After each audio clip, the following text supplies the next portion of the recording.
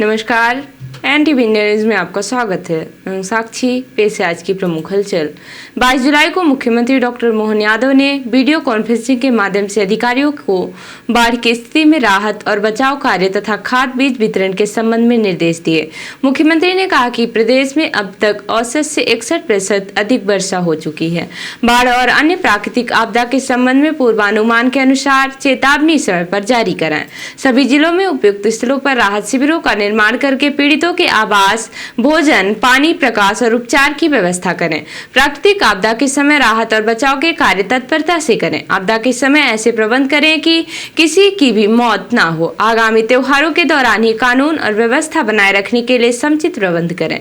गणेश जी और दुर्गा जी की मिट्टी की प्रतिमा बनाने के लिए प्रोत्साहित करें। जन्माष्टमी, दशहरा, नवरात्रि तथा अन्य पर्व परंपरा के अनुसार मनाएं।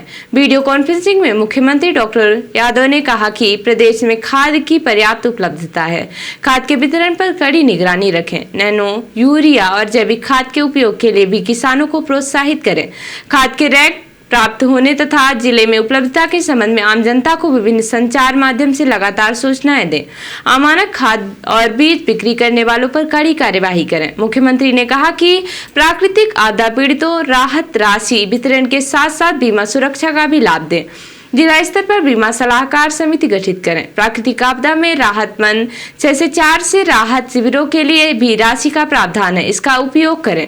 मुख्यमंत्री ने अधिकारियों को एयर एम्बुलेंस सेवा के उपयोग, राहगिरी योजना, उद्योग संवर्धन केंद्र को सक्रिय बनाने रखने तथा जिला स्तर पर 20 सदस्यों की जिला विकास समिति गठन करने के निर्देश दिए। वीडियो कॉन्फ्रेंसिंग में एनआईसी से कलेक्टर सुरुचि सुमन सिंह, मुख्य कार्यपालन अधिकारी जिला पंचायत अंशुमान राज, उपखंड अधिकारी गोपद बनास नीलेश शर्मा, मझौली आरपी त्रिपाठी, चुरहट शैलेश द्विवेदी, सियावल प्रिया पाठक तथा अन्य अधिकारी शामिल रहे।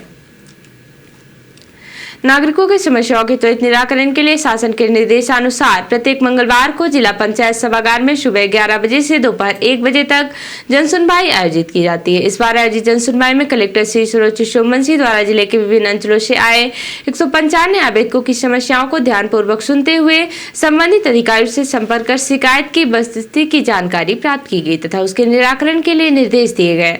अनाकृत आवेदनों के लिए समय सीमा निर्धारित कर अधिकारियों को समय सीमा में निराकरण करने के निर्देश दिए गए हैं।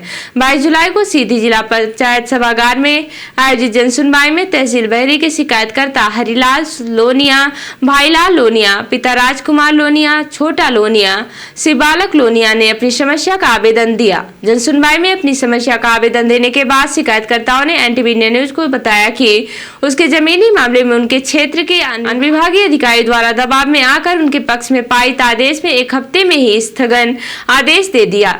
फरियादी ने बताया कि कुछ लोग उसकी जमीन को हड़पना चाहते हैं।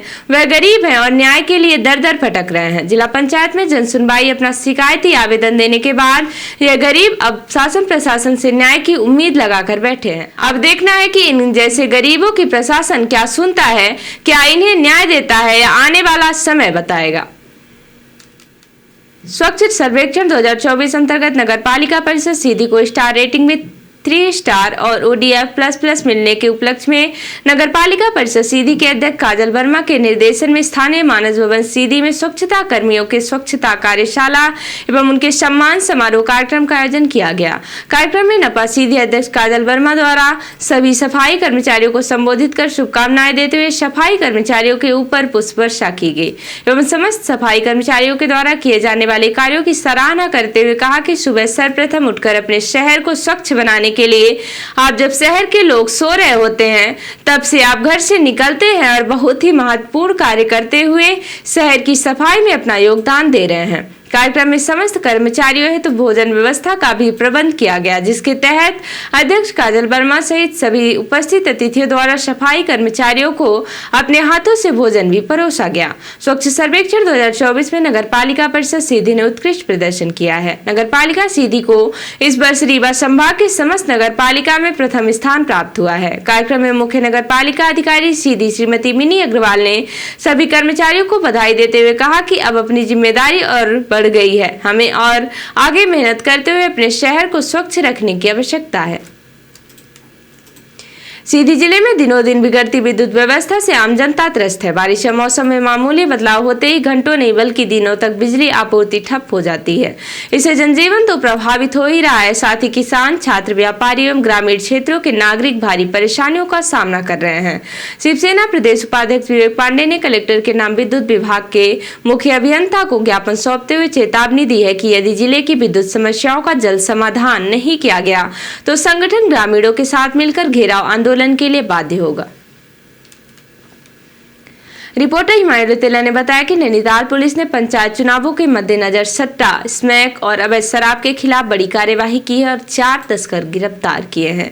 एसएसपी नैनीताल प्रहलाद नारायण मीना के निर्देश पर जनपद पुलिस ने अलग अलग थाना क्षेत्रों में कार्यवाही करते हुए सट्टा, मादक पदार्थों और अवैध शराब के मामलों में भी 6 तस्करों को गिरफ्तार किया है।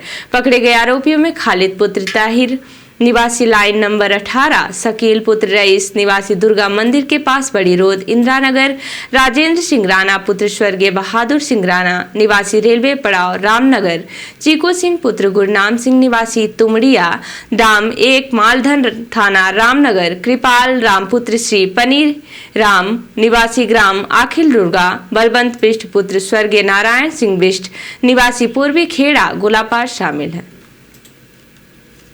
और अब से प्रादेशिक हलचल। सीएम बोले जहां गलतियां हुई वहां दोबारा पौधारोपण की जरूरत। भोपाल में रोपे 4000 पौधे। लाडली बहना के पैसों से बच्चे शराब पी रहे। खंडवा में जनसुनवाई में 100 से ज्यादा महिलाएं शिकायत लेकर पहुंची।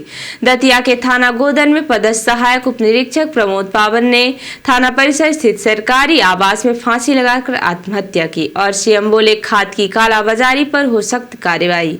अफसरों से कहा अवैध भंडारण, मिस ब्रांडिंग और ट्रैकिंग पर सख्त एक्शन हो। और अब से राष्ट्रीय हलचल। उपराष्ट्रपति जगदीप धनखड़ का इस्तीफा मंजूर। सांसद भी नहीं पहुंचे, विदाई समारोह में शामिल नहीं होंगे। सांसद मानसून सत्र का दूसरा दिन। बिहार वोटर लिस्ट मुद्दे पर विपक्षी सांसदों का संसद में प्रदर्शन। भारतीय सेना को अपाचे हेलीकॉप्टर की पहली खेप मिली। 3 हेलीकॉप्टर अमेरिका से हिंडन एयरबेस पर लाए गए। और एमपी के कान्हा टाइगर रिजर्व में बाढ़ में बहे बाघ की जान गई। तो ये थी आज की प्रमुख हलचल।